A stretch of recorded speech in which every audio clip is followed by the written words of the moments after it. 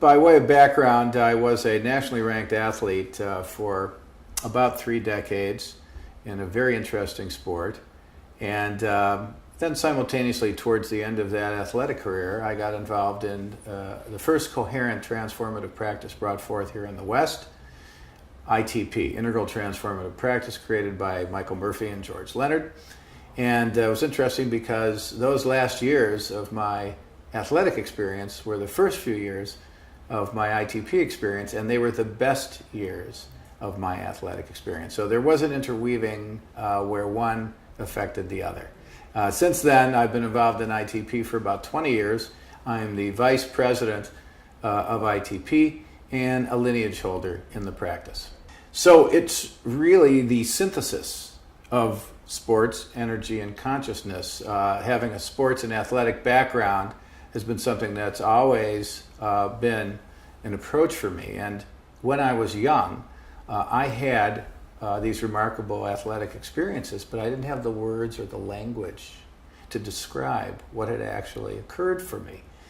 So my ability to develop in this area of athletics through ongoing theory and philosophy and multiple worldviews gave me a further understanding that what I was doing was having a spiritual experience in an athletic world.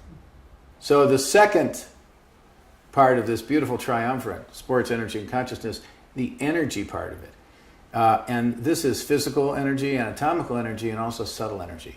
So it's the energy of the body, the hormonal cocktail, the opioidpeptides, dopamine, that's adrenaline that's released during an athletic endeavor.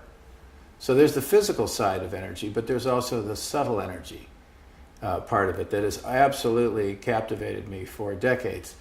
Our ability to have precognitive experiences, to know something before it happens, to actually be able to read a person, to be clairsentient, intuitive, have a sixth sense or a gut feeling about something. So that dovetails into the somatic approach, the mind-body approach that this work has to offer. And then, of course, lastly, is consciousness, this whole understanding of consciousness through the realms of sport and energy. The inquiry for me has always been, does consciousness come from us, or do we come from consciousness? And whether or not a person relates to consciousness through a religious point of view, a divinity point of view, an energetic point of view, doesn't really matter. What's really important at the very top of this is the understanding that we are unitive in our nature, and that through sports and energy, we become part of a larger whole. Well, the unique nature of this group and this concept is multifold. First, it embraces the integration of body, mind, heart, and soul. So what we ascribe to is the synthesis of this work on both a physical level, an emotional level, a mind or intellectual level, and a spiritual level, is what really heightens and develops our true potential. So the understanding of sport as a transformative practice is also very important in this work. Transformative practice is a term that was coined by Michael Murphy out of Future of the Body, and its definition is a complex and coherent series of activities that provide a positive benefit for a group or an individual.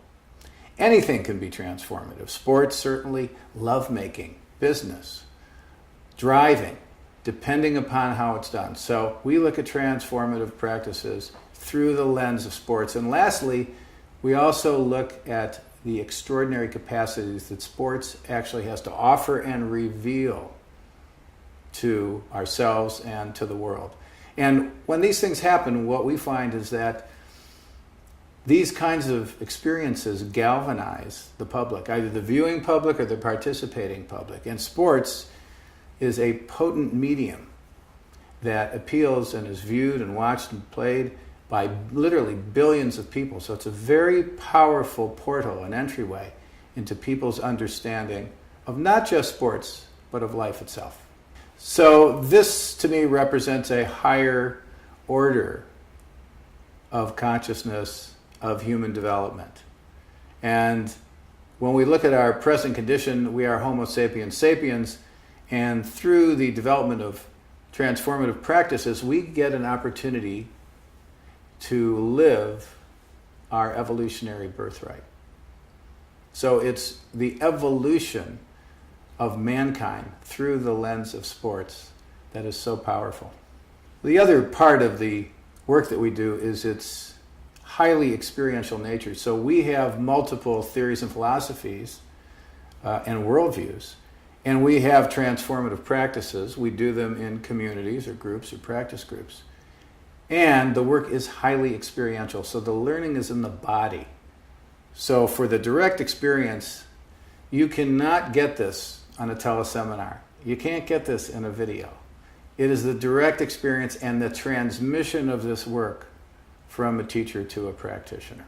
So flow or zone is one of the holy grails of sports. It's something that many athletes have experienced, but I don't want to just restrict it to sports. You can get into a flow state in a lot of different ways. It is also akin on a spiritual level to a satori state or a samadhi state. So, for example, when someone is running and they hit their second wind and experience what's called the runner's high, that is a very similar experience to reaching a higher state of consciousness in a sangha or spiritual community, which they would label as a samadhi state. I consider ourselves to be space holders for this work. We haven't cornered the market, so to speak. This is a new emergent evolutionary thrust, and our excitement level is around the opportunity to really bring this forth in a cohesive and coherent manner. So it's very energizing to all of us to be able to combine our work on an integral level and offer it to people. And so far the response has been quite positive as we step into the integral world. What I also see at the various highest levels is that when we engage these transformative practices, we move from perhaps our present condition as Homo sapien into this new world of a more thinking, more feeling being, which I wanted to call Homo sapiens sentient.